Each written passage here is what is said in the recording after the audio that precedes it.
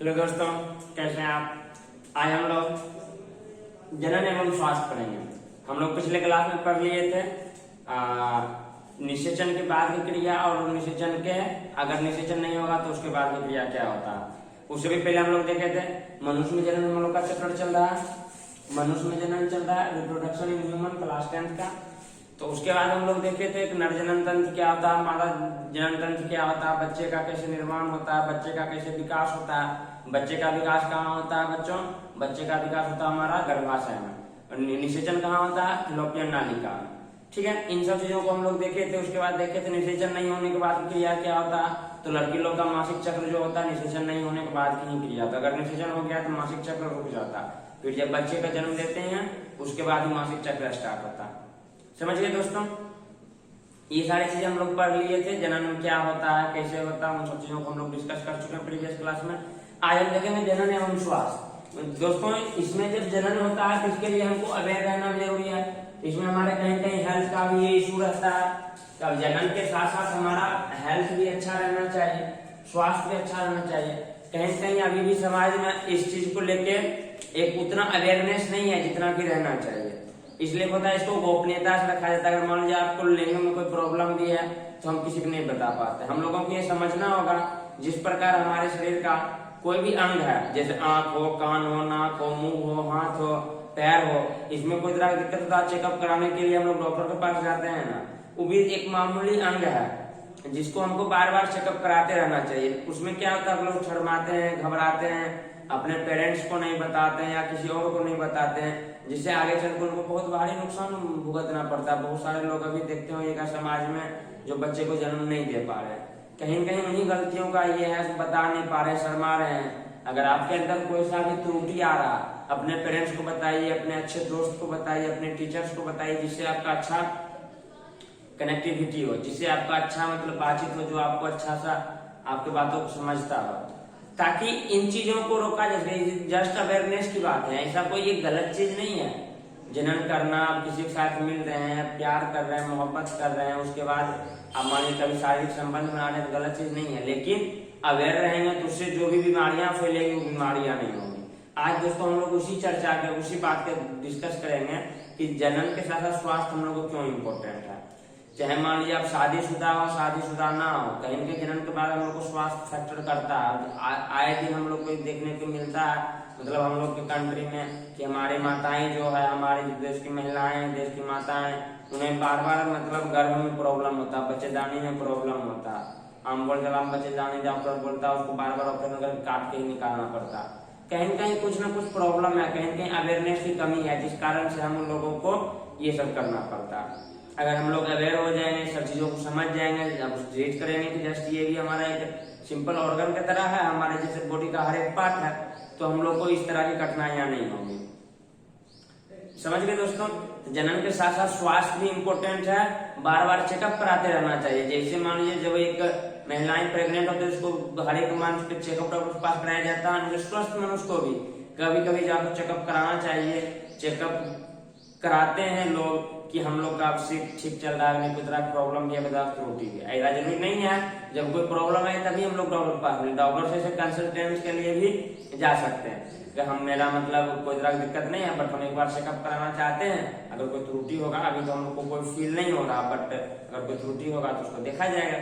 तो इससे दोस्तों क्या होगा, इससे आप एक एजुकेटेड पर्सन बनेंगे, इससे आपको अवेयरनेस होगा, आप अपने शरीर के बारे में जानेंगे। समझ गए। बाकी ईश्वर का दिया गया ये सबसे इम्पोर्टेंट वरदान है जो हम लोग के अस्तित्व को कायम रखता है। जब आप किसी के साथ संगम करेंगे तो उसमें एक परम आनंद की भी प्राप्ति होती है। कुछ टाइम के लिए एक हैप्पीनेस का मोमेंट होता है, बहुत ज्यादा उसमें खुशी मिलती है, उसमें कुछ ऐसा हार्मोन रिलीज होता है, बहुत ज्यादा उसमें तृप्ति मिलती है। समझ गए दोस्तों। उसके रिलेटेड क्या है कि उसके हमको अब उसमें स्वास्थ्य को भी ध्यान रखना पड़ेगा। अगर उसमें हमको कोई तरह का प्रॉब्लम भी होगा, कोई तरह की ये भी होगा। फर्स्ट टाइम जब आप एक ज्यादा एज के नहीं है, आप 18 साल प्लस नहीं है, 18-20 साल के नहीं है, 18 साल के भी हैं, जब आप फर्स्ट टाइम किसी के साथ संभोग करिएगा तो फर्स्ट टाइम बहुत लोग डर जाते हैं। फर्स्ट टाइम किसी का सक्सेसफुल नहीं रहता, घबरा जाते हैं। क्यों घबरा जाते हैं? अवेयरनेस की कमी है। डर जाता है कि आगे कोई बीमारी भी होगा, ये भी होगा, वो क्या होगा। तो ये सब अवेयरनेस की चीजें हालांकि पेरेंट्स को चाहिए, जब बच्चे बड़े हों, लड़का हो लड़की, उनको इन सब चीजों के बारे में अवेयर कराना चाहिए। पेरेंट्स इन चीजों से गुजर चुके हैं। बहुत सारे लड़की में क्या होता है, जब हमारा मासिक धर्म स्टार्ट होता है लड़की लोग में, वो डर जाती है, पता नहीं क्या हो रहा है। लड़के लोग में जब नाइट फॉल स्टार्ट होता है तो वो भी डर जाता है। मैं खुद डर गया था, पता नहीं क्या हो रहा, रात को चला हो रहा। फिर जाके दोस्तों उस बात का धीरे धीरे पता चला, अच्छा ये है। फिर हम 10th में आके पढ़े तो सब समझ में आया। अब तो फिर पूरा चीज पढ़ लें, तब सारी चीज क्लियर है, समझ गए ना। तो फर्स्ट टाइम सबको घबराहट हो जाता है, डर हो जाता है। अब वो डर आदमी को बहुत दूर दिनों तक रह जाता है, ले जाता है, तो उसके मन में एक इस चीज के प्रति भय बना रहता है। तो उस चीजों को दूर करते हुए हम लोग सीखेंगे और उसका अवेयरनेस दिलाएंगे। अगर मान लीजिए दुनिया में कोई भी प्रॉब्लम रहता है, उसका समाधान भी है।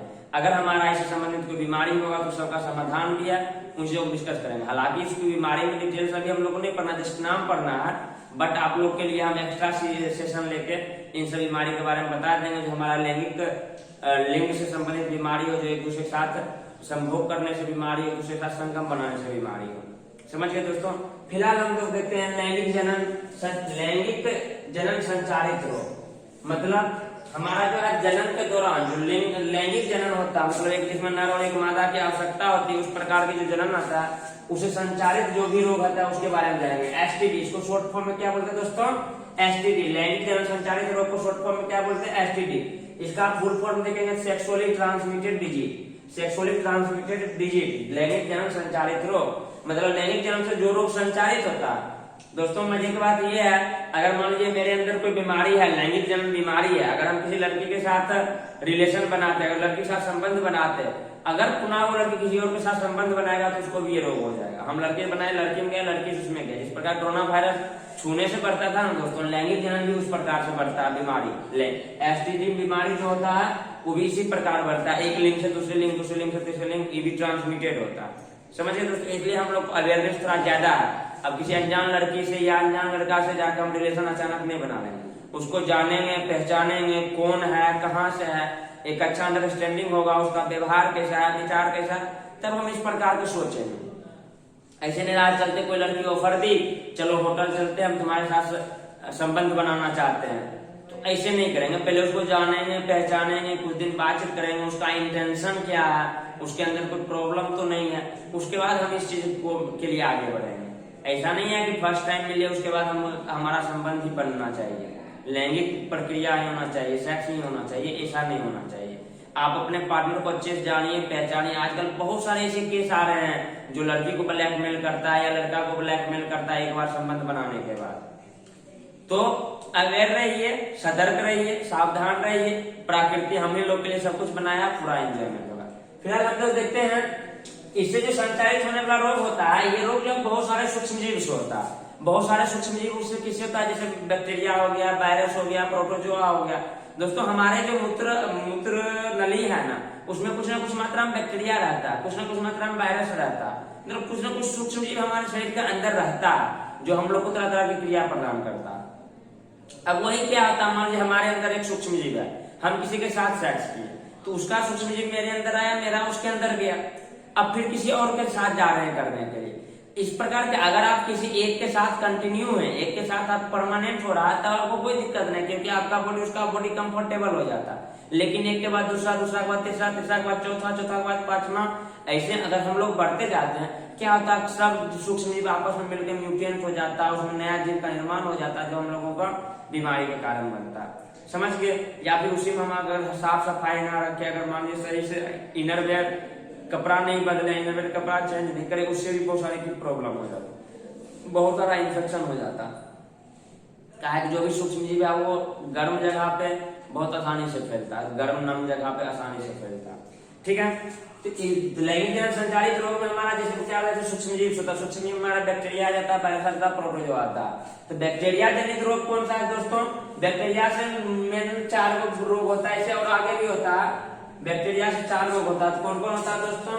पहला हमारा है गोनेरिया, पहला क्या गोनेरिया, नाम याद करेंगे। पहला हमारा क्या गोनेरिया, मेल फीमेल दोनों में होता है। दूसरा हमारा है सिफिलिस, दूसरा हमारा क्या है सिफिलिस, दूसरा क्या है सिफिलिस। बैक्टीरिया से होने वाला रोग में गोनेरिया हो गया, सिफिलिस हो गया, यूरेथ्राइटिस, बैक्टीरिया होने वाले रोग में एक और आता है यूरेथ्राइटिस। यूरेथ्राइटिस नामक रोग भी किससे होता है? बैक्टीरिया होता है। उसके बाद है सर्वसाइटिस। उसके बाद है सर्वसाइटिस। बैक्टीरिया से होने वाला 4 को बीमारी के नाम याद रखेंगे आप लोग।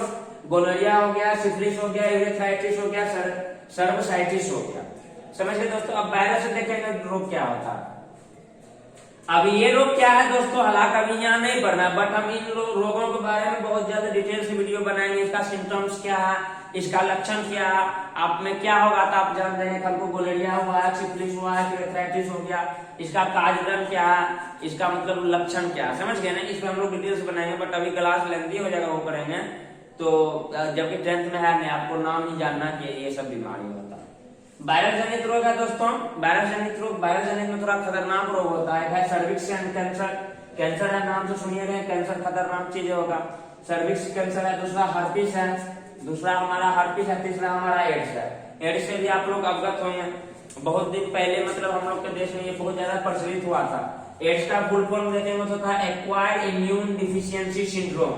Acquired immune deficiency syndrome. इस बीमारी में दोस्तों आदमी का जो इम्यून सिस्टम होता है, रोग प्रतिरोधक क्षमता होता है, वही बहुत घट जाता है, जिस कारण आदमी को थोड़ा सा भी सर्दी हो, खांसी हो, बुखार हो, कभी ठीक ही नहीं होता और आदमी धीरे धीरे करके मर जाता है। इसका लक्षण देखिएगा, बहुत अचानक वेट कम हो जाता है। क्यों होता है?